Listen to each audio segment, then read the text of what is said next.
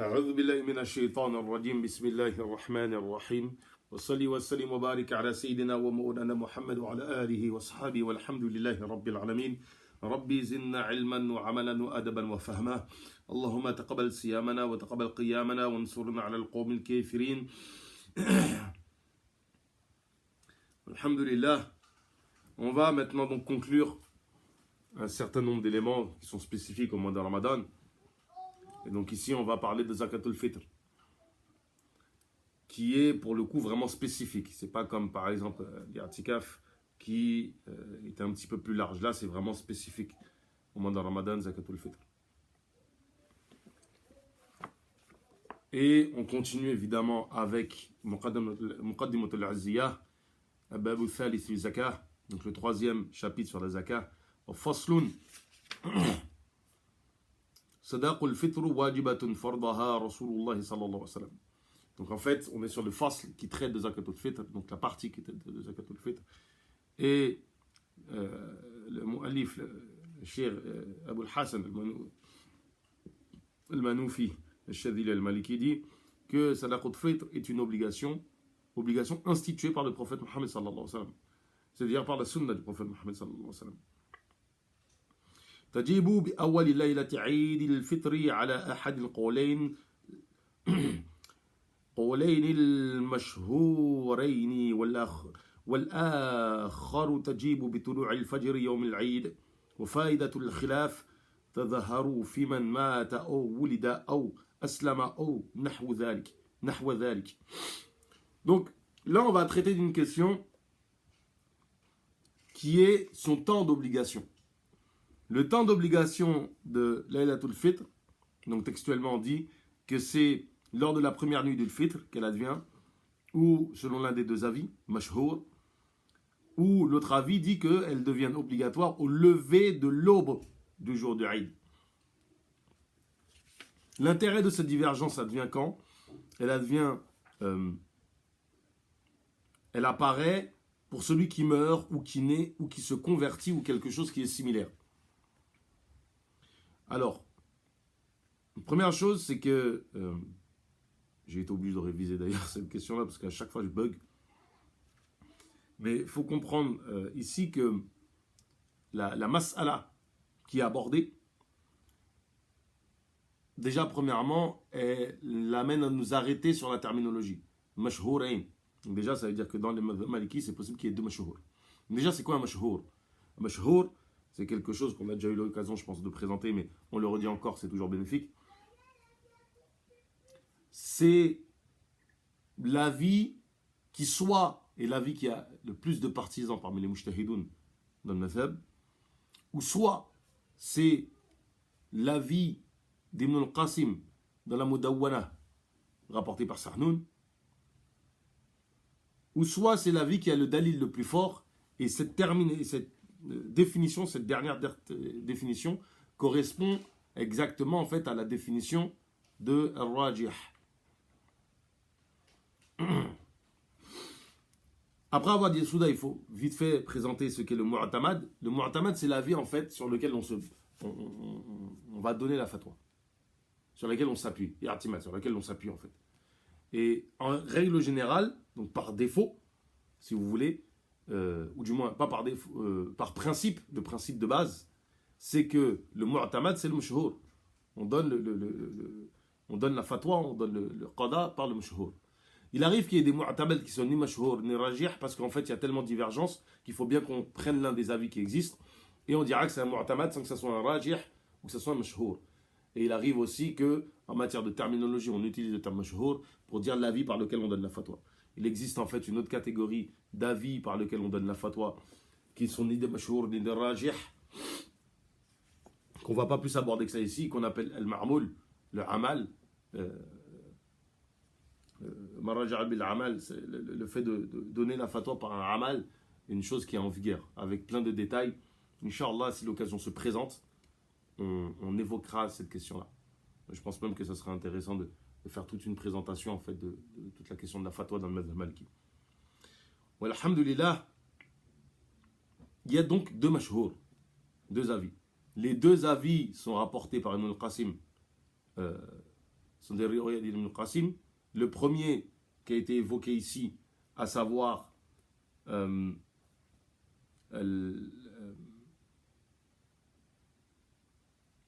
بغروب الأخير رمضان, ça c'est très effectivement, alhamdoulilah, je vais préciser une chose, ce qui est important, c'est que le premier avis qui dit que ça advient par la nuit de Eid al-Fitr, c'est l'avenir de al-Qasim dans le Mudawwana. On voit ici Washahara ibn Hajib. Ibn al-Hajib, donc Ibn al-Hajib a fait valoir que ceci est le Mashhour. Et le deuxième, c'est Nariwad ibn al-Qasim et des deux frères, donc de mémoire que je ne dise pas de bêtises, les deux frères al-Khawain, c'est al-Muttarif et l'autre, je crois, c'est Ibn Nafi'. Il faudrait que je vérifie, mais en tout cas, c'est les deux frères. Quand on dit les deux frères comme ça, on désigne en fait les deux grands imams de la Madrasa de Médine, parmi les compagnons de Malik. Et ces trois-là rapportent de Malik, donc cet avis-là. Et cela a été rendu mashhour par Abahari, qui est l'un des grands savants de l'école, parmi les plus anciens. Et cela a été authentifié par Ibn Rushd ou Ibn al-Arabi.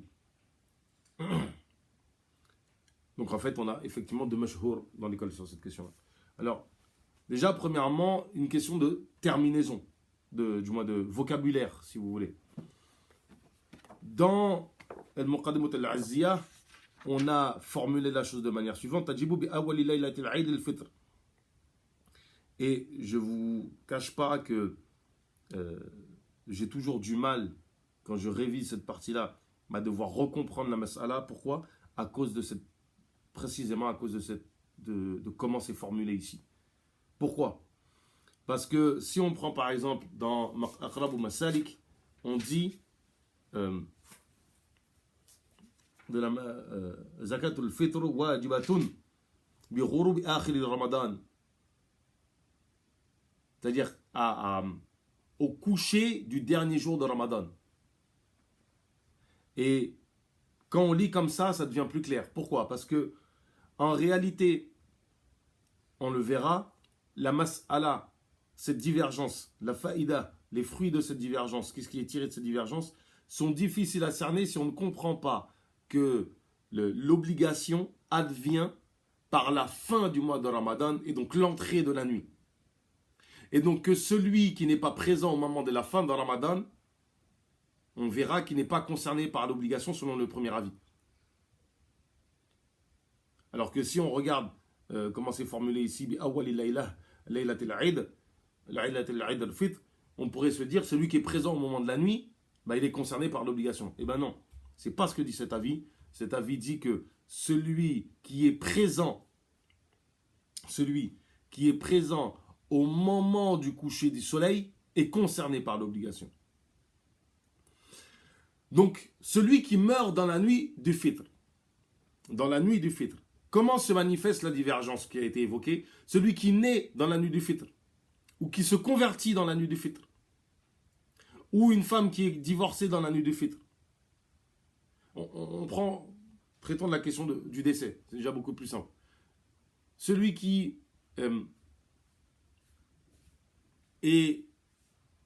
ou celui qui a affranchi pendant la nuit du Fitr. Effectivement, il y a le cas de la femme qui est divorcée aussi et qui décède. Tous les cas que j'ai dit, c'est-à-dire que si c'est dans la nuit du Fitr, ils ne sont pas présents au moment de l'avènement de la nuit du Fitr. Au coucher du soleil, ils ne sont pas présents. C'est au moment de la nuit et ils décèdent dans la nuit, ils ne sont pas concernés par l'obligation de Zakatul Fitr. Le mari, il a divorcé sa femme lors de la nuit du Fitr. Elle décède juste après, il n'a pas à donner la zakat pour elle. Il l'aurait divorcée juste avant le coucher du soleil. Elle était encore sous sa tutelle. Elle décède, il doit donner pour elle. L'enfant né après le lever du soleil, après le coucher du soleil, il décède dans la nuit, il n'y a pas de zakat à donner pour lui. Etc., etc., etc.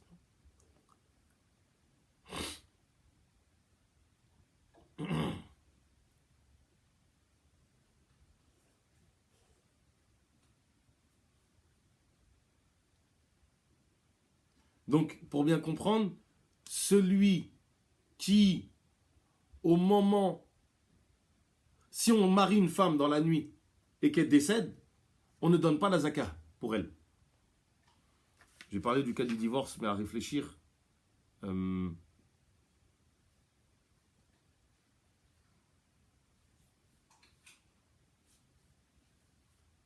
Subhanallah.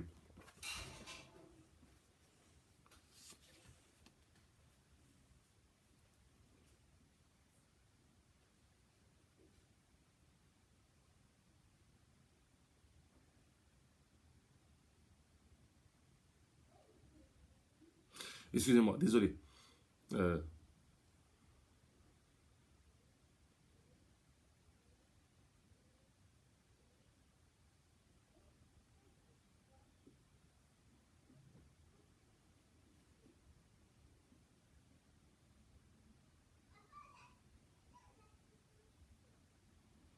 Effectivement. C'est-à-dire que si c'est dans la nuit que cela advient, que ce soit des contrats qui sont passés. Donc quiconque qui est né, acheté ou épousé après le coucher du soleil puis meurt, il n'y a pas de zakatul fitr pour lui.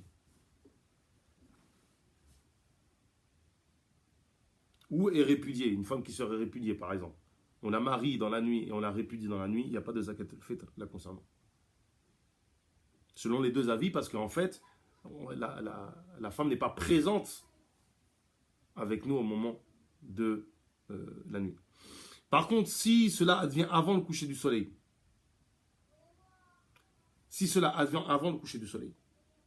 on marie une femme et elle décède dans la nuit, on la divorce dans la nuit. Selon ce premier avis-là, on doit donner la zakat pour elle la concernant.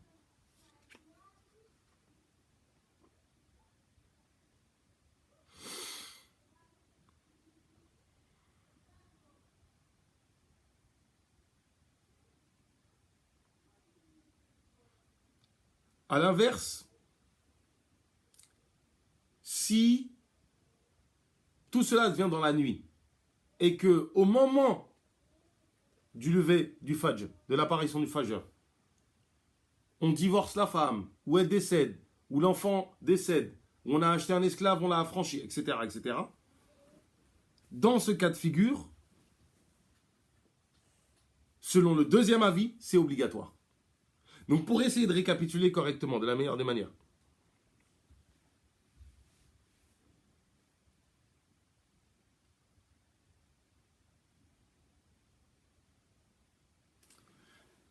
premier avis, le dernier jour de Ramadan se termine. Quelqu'un est présent à ce moment-là. Ou une femme est mariée à ce moment-là. Ou on achète un esclave à ce moment-là. Selon le premier avis, si un empêchement, un mania, mort, divorce, affranchissement, etc., advient dans la nuit, la zakatul fitr incombe à celui qui est responsable légal.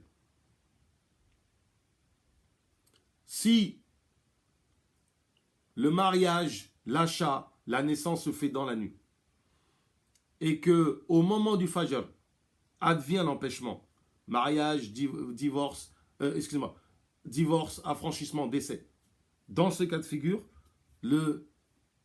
l'obligation du fitr advient pour le responsable légal. Si mariage, achat, naissance viennent dans la nuit et que avant le fajr, l'empêchement advient, décès, affranchissement, divorce, cela n'incombe en rien selon les deux avis. Car en fait, c'est un laps de temps dans lequel aucune des obligations n'est impliquée, selon les deux mashhour, sachant qu'il y a encore trois autres avis.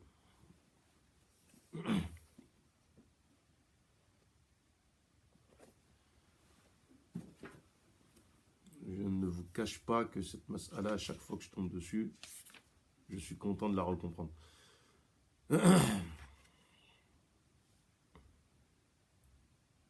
ويجوز إخراج قبل اليوم العيد باليومين وثلاثة ولا تسقط بمد زمانها ولا تمع إلا لفقير حر مسلم وهي صاع من غالب قوت أهل البلد على مسلم الحر مكلف.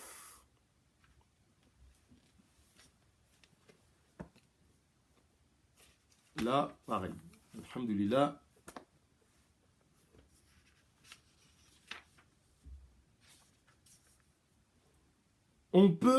Il est permis de la donner 2 ou 3 jours avant le jour du Eid. Il est permis de la donner 2 ou 3 jours avant le jour du Eid.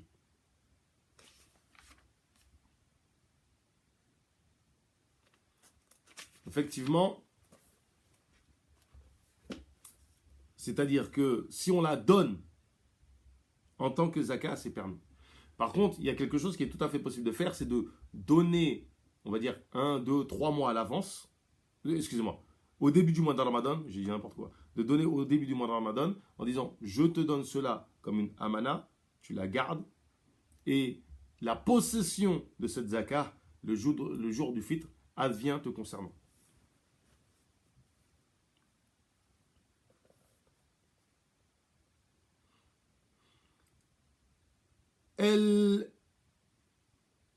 Ça reste une dette, c'est-à-dire que elle ne tombe pas parce que son temps est passé, c'est-à-dire le jour du fitr est passé.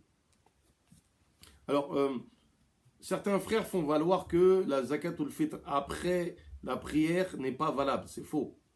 Non seulement c'est pas vrai, mais en plus, ça reste, c'est une dette qui reste. Donc en fait, il faut toujours la donner. Vous ne l'avez pas donnée, vous devez trouver les moyens de la donner. Ça, c'est la première des choses. Son temps pour avoir accompli, on va dire, cette ibada dans son temps, c'est le coucher du soleil de Eid, du jour de Eid.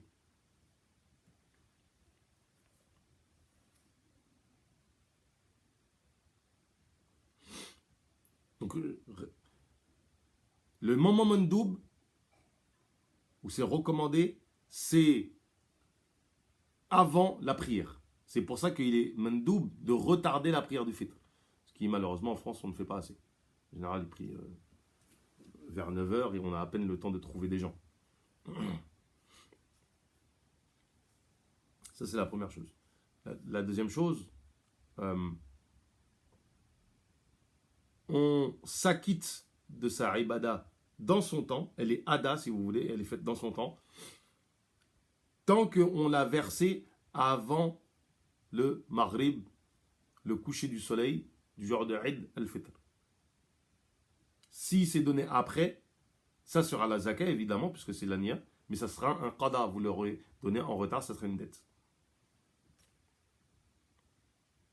Alors à qui la donne-t-on? Uniquement aux pauvres musulmans libres, que ce soit un indigent, c'est-à-dire celui qui n'a pas de quoi vivre, qui n'a pas assez pour vivre, un faqir qui n'a pas assez pour vivre. En général, souvent, on vous le présente comme celui qui n'a pas de quoi vivre une année. En fait, pour être plus clair, c'est celui qui ne rentre pas dans ses frais. Exemple concret, on a besoin de 20 euros par jour pour vivre, en comptant notre loyer, tout, etc., la nourriture, et on ne gagne que 10 euros. On est un faqir.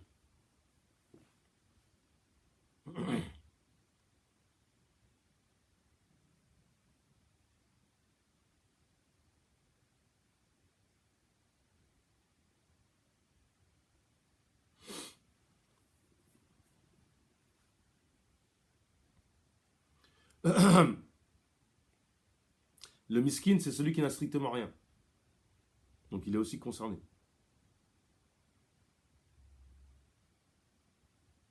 Alors, sur la question du temps d'obligation, si au moment du temps d'obligation, on a les moyens de la donner, mais que par la suite, dans la journée, pour X ou Y, on n'a plus les moyens, ça nous reste obligatoire de la verser ultérieurement.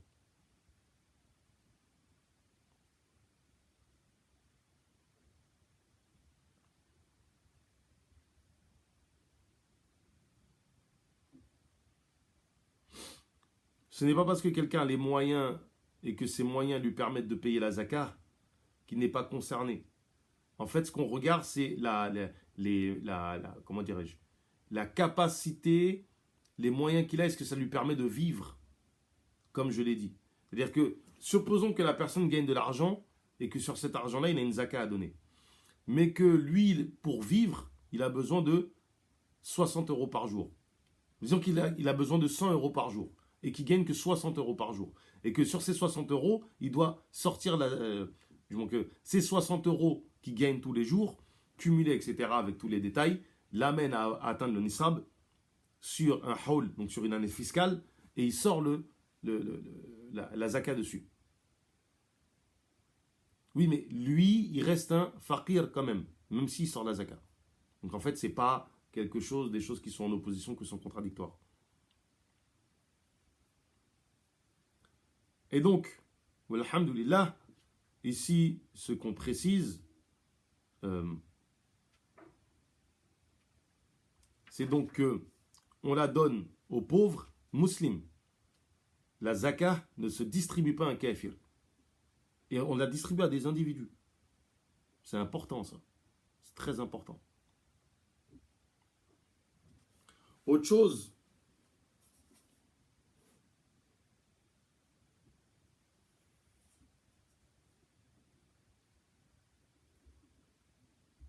qui est très importante,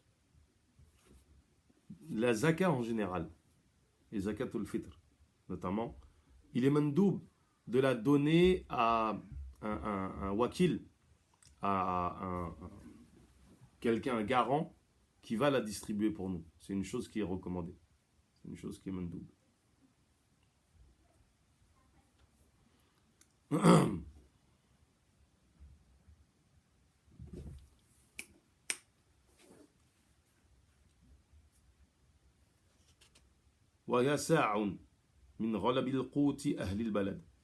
Alors sur cette question-là, sur quoi leur sort-on? Sur un sa'. Le sa', manifestement, il y a plusieurs riwayas avec ijaza en plus.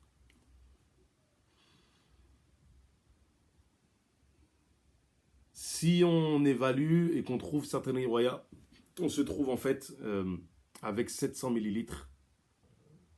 Le sa', c'est 4 mouds dans le madhhab maliki.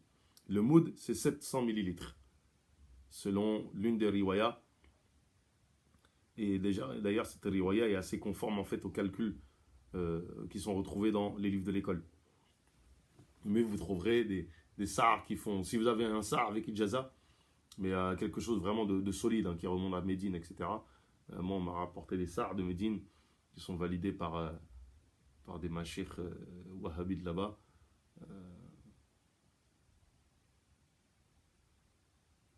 Ça ne correspond pas à ce qui est connu chez nous. Un sa'ar, un moud de 400 millilitres, c'est assez léger. À la kulli hal,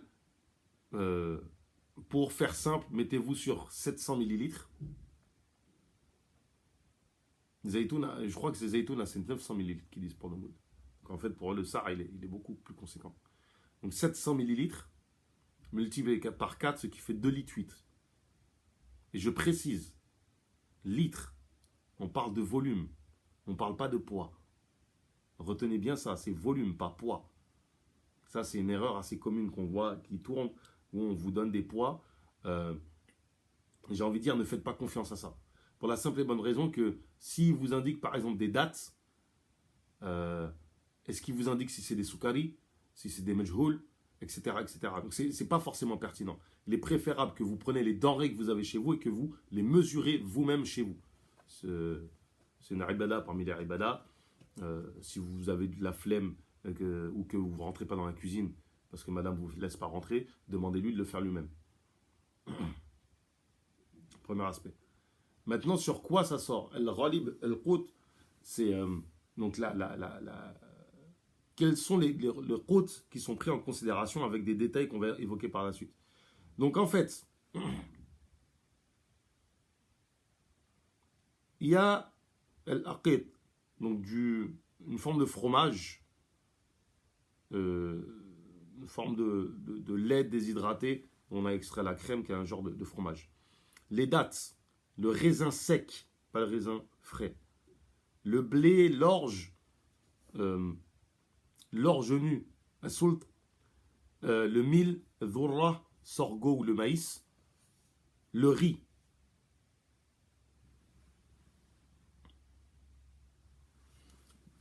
Et là, qu'est-ce qu'il faut savoir? Donc, toutes les denrées qui ont été évoquées. Riz, sorgho, maïs, mil, orge et orge nu, aqit, dattes, tamr, pas les rotab, pas les dattes fraîches, raisins secs, pas les raisins frais, sont les côtes de base sur lesquelles on donne. Maintenant, qu'est-ce qui se passe?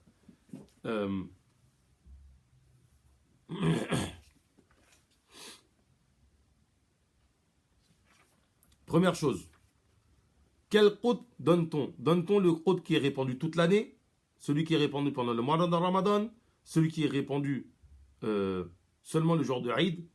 Le mashhour, l'avis retenu, c'est que c'est le qut qui est répandu le mois de Ramadan. Donc par exemple, ce qui est habituel de manger pendant Ramadan, si on a plus l'habitude de manger du riz, si on a plus l'habitude de manger des dattes, par exemple les dattes, c'est une chose qui est assez répandue.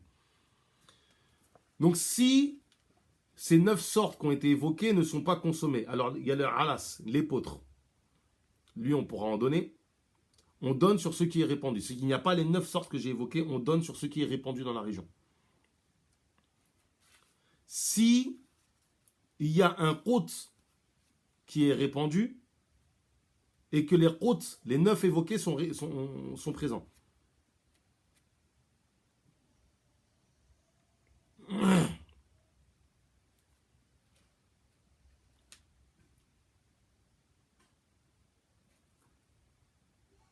Si il y a un qut qui est répandu, autre que les 9 présents, mais que les 9 sont présents. Donc, première masala, aucun des qut évoqués ne sont consommés, ne sont répandus dans la région. On donne sur le qut qui est en vigueur. Si par exemple on mange de la viande, on va donner de la viande. Si on prend de l'épeautre, on va donner de l'épeautre. Si on mange des lentilles, on va donner les lentilles, etc.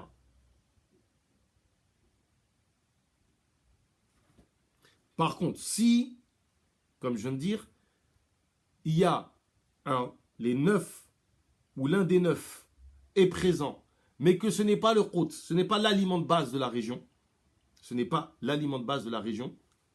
on donne sur le qut même si les 9 sont présents selon l'avis retenu, selon le mu'tamad de l'école. L'autre avis qui donne qu'on donnera sur l'un des 9 est daif, ce n'est pas l'avis retenu.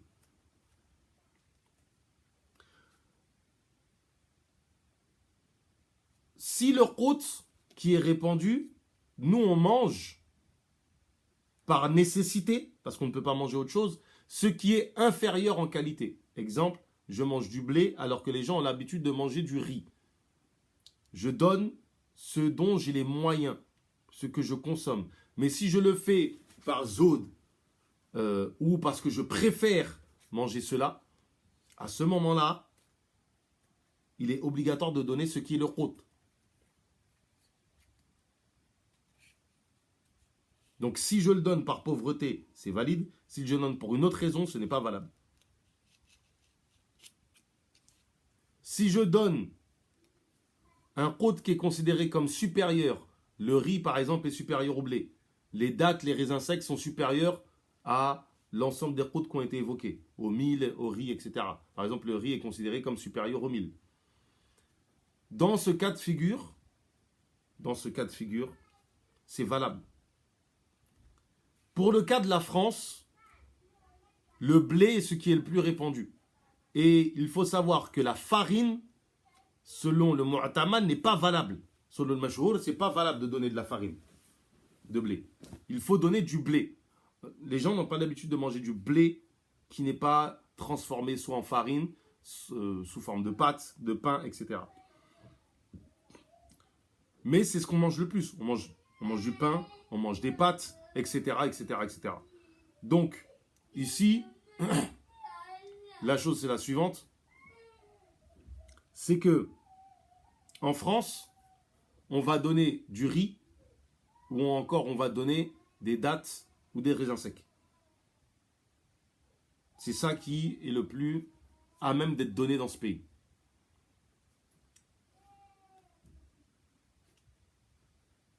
Dernière chose importante à noter ici sur la mas'ala, le fait de le donner en valeur, en qima, en valeur marchande, c'est-à-dire en euros ou dans tout ce qui va être équivalent comme vêtements ou ce genre de choses. Dans l'école, souvent les gens vont vous dire cet avis existe dans l'école, etc. Ils vont vous montrer une preuve par-ci, par-là, ce genre de choses. C'est problématique parce qu'en vérité, il n'y a pas dans l'école, par les mujtahidoun, des mutaqaddimin, donc les premières générations, et jusqu'à les mutaakhirin non plus, on ne trouvera de personnes qui vont argumenter dans ce sens. Loin de là, bien au contraire. Ceux qui vont faire valoir, c'est que si, et c'est cette parole d'Ibn al-Qasim qui est interprétée comme permettant de la donner selon la qima, selon la valeur marchande, c'est que Ibn al-Qasim, de mémoire c'est dans la Mudawwana, je ne sais plus si c'est dans la Mudawwana ou la Udbiyah, dit clairement que si un dirigeant vous prend Zakatul Fitr en demandant de la donner en valeur marchande, c'est valable. Vous donnez au dirigeant et c'est valable pour vous. Mais c'est makruh de faire ça. C'est ça en fait qui existe dans l'école comme avis sur cette question-là. Cependant, effectivement, il existe Derdir et As-Sawi, deux grands muhaqqiq de l'école, dans Aqrab ou Masalik, dans Shahrul Kabir de Derdir, le Sharh de Khalil, et donc dans Aqrab ou Masalik avec son Sharh Saghir et Bulghat Salik de As-Sawi, qui est la Shahashia, ils permettent de le faire. Ils disent que c'est valable. Donc il est possible de s'appuyer sur eux pour pratiquer cet avis-là. Maintenant, comment cet avis se pratique? Ce n'est pas on vous dit, oui, la zaka cette année c'est 7 euros. Mais c'est quoi 7 euros? Ça correspond à quoi? Nous, en tant que Maliki, on calcule la zaka, c'est-à-dire que si vous voulez donner une valeur marchande, c'est une valeur marchande qui correspond à la zaka telle qu'elle devrait être donnée dans le madhab en denrées alimentaires, c'est-à-dire sur la base du qut. Si vous partez du principe que vous mangez du riz et que vous voulez la donner sur la base du riz, qu'est-ce que vous faites? Vous prenez votre riz, vous le mesurez. 2,8 litres de riz. À quoi ça correspond en kilos? Supposons que c'est un riz basmati. Souvent, les riz basmati, on va se trouver sur 2,5 kg. Souvent. Je dis souvent, mais il faut évaluer. Il faut le faire chez vous. C'est prise de tête. Oui, c'est l'islam. Vous devez pratiquer votre religion correctement. Donc, vous devez faire chez vous, mesurer chez vous et peser chez vous. Si vous me dites, ouais, mais comme ça, des balances. Normalement, en fait, vos femmes, elles ont des balances pour mesurer. Si vous ne leur avez pas acheté, la question, elle se pose. Il y en a qui payent des thermomix à leurs femmes. Et quand ils payent des thermomix, il faut savoir, en fait, qu'il y a le... Comment ça s'appelle? Il y a le poids. À la kulihal, vous avez de quoi évaluer en poids. Parce qu'ici, en France, la valeur, elle est établie sur le poids, pas sur le volume. Donc, comme elle est établie sur le poids, vous allez évaluer combien font en poids vos 2,8 litres de riz ou de dattes, etc. Une fois que vous avez le poids, là, vous pouvez évaluer en euros combien ça fait. Et il faut comprendre une chose, si vous achetez du riz basmati dont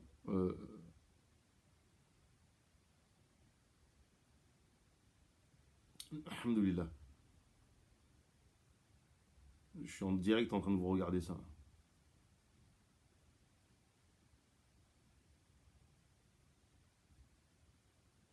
Par exemple, riz basmati, 4,59 € le kilo.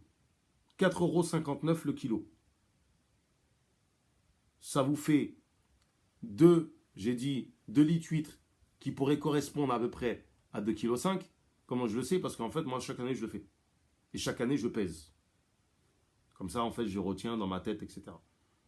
Par exemple, des dates d'Eglet-Nour, on se retrouve sur quelque chose qui correspond à 1,5 kg, 1,8 kg. Ça va dépendre. C'est assez, vraiment, des fois, la marge, en fait, ça va de 200, 300, 500 grammes. Donc, faites attention. Faites-le vous-même. Comme ça, vous payez la valeur de ce que vous avez dans vos placards à vous. Et pas ce que Foulan ou Foulan vous a dit. Faites-le vous-même. Ne vous basez pas sur ce que j'ai dit là. Je vous dis la méthode. Faites-le vous-même. Donc, 4,59 €, c'est-à-dire que ça nous fait, dans ce cas-là, vous verrez que la question des 7 €, elle est problématique en fait. Avant, c'était 5 €.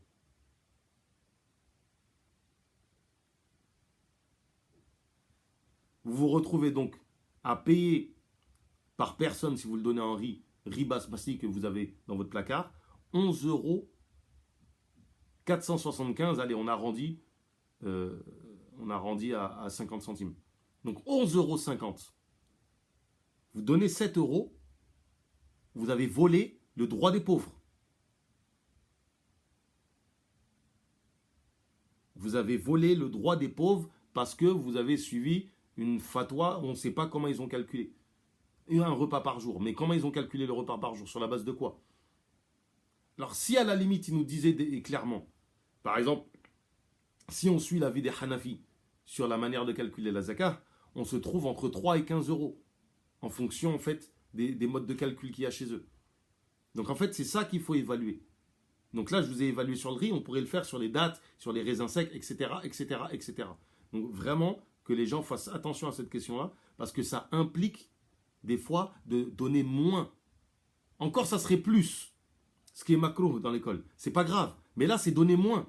7 €, si vous donnez 7 €, vous risquez de donner moins que la valeur de la zakah que vous devriez donner.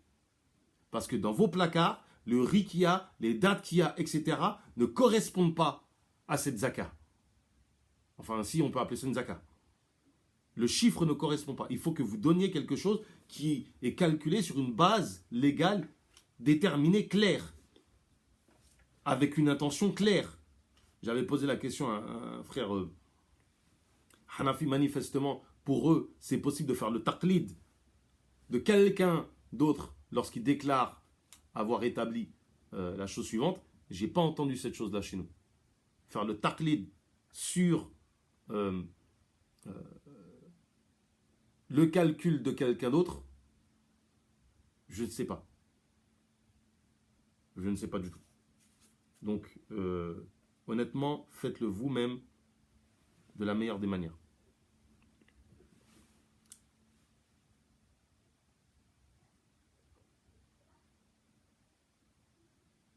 Donc, وهي ساع من غالب قوت أهل البلد على مسلم الحر المكلف الموسر عن نفسه وعمن تلزمه نفقته من المسلمين خاصة بالقرابة كالأولاد وبالرق كالعبيد وغيرهما كزوجة وخادهما وإن كانت ملية. Donc, elle est obligatoire pour tout musulman libre qui a les moyens, qui est mukallaf et qui a les moyens à ce moment-là, au moment d'obligation, comme je l'ai dit. Que ça soit pour sa personne ou l'ensemble des gens pour qui c'est obligatoire qu'il dépense pour eux, qui sont sous sa responsabilité financière. Que ça soit parmi les musulmans, évidemment.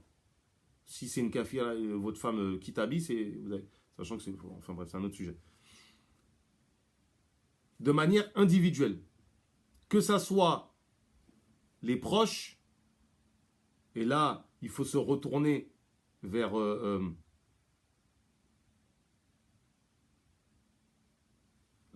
et là, il faut se tourner vers le chapitre de la nafaqa qui détaille qui sont à notre charge ou pas. Pour faire très simple, c'est le père, la mère, la belle-mère, avec plusieurs détails. Et on peut le donner de manière gracieuse pour des gens que l'on a pris sous notre, comment dirais-je, sous notre responsabilité de façon gracieuse.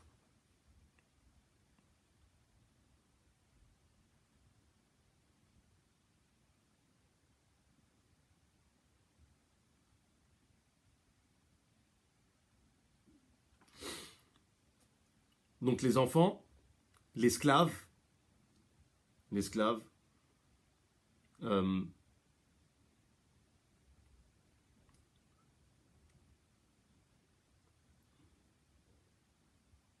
celui qui est possédé totalement, celui qui est possédé partiellement, la femme et les esclaves de la femme, la femme et les esclaves de la femme.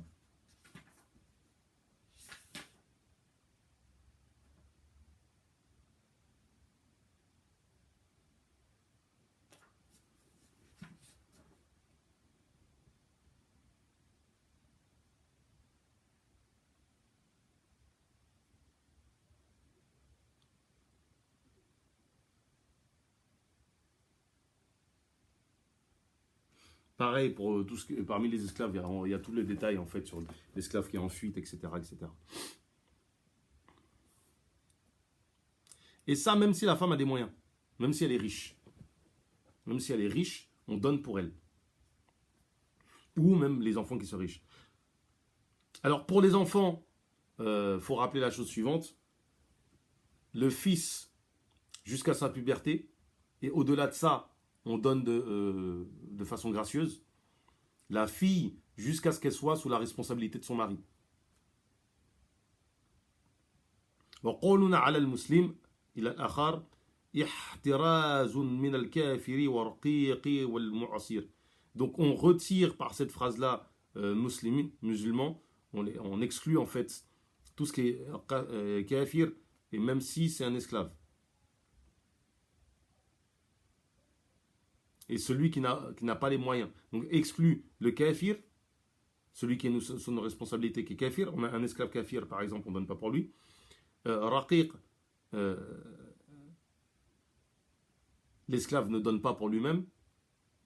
Mu'sir, la femme, du moins, il faut avoir les moyens.